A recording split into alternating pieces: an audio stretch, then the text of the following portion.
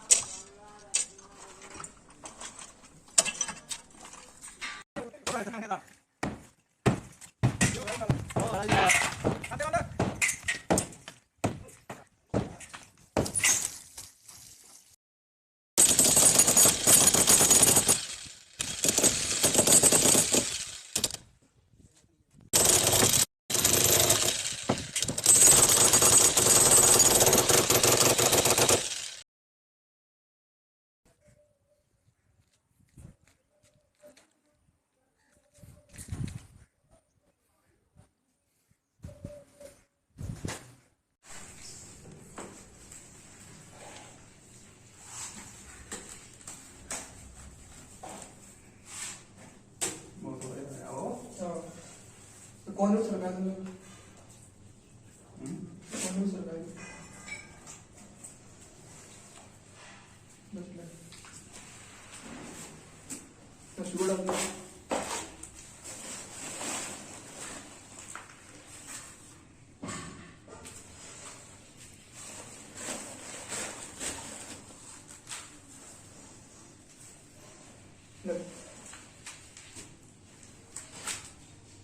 बैठ पकड़ा मार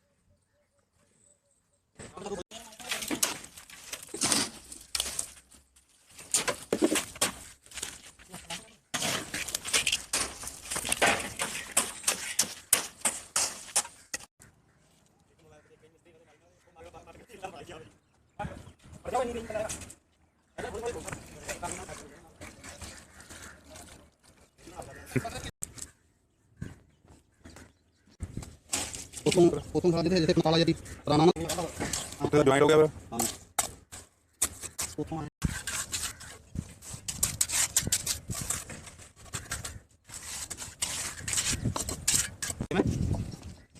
किला किला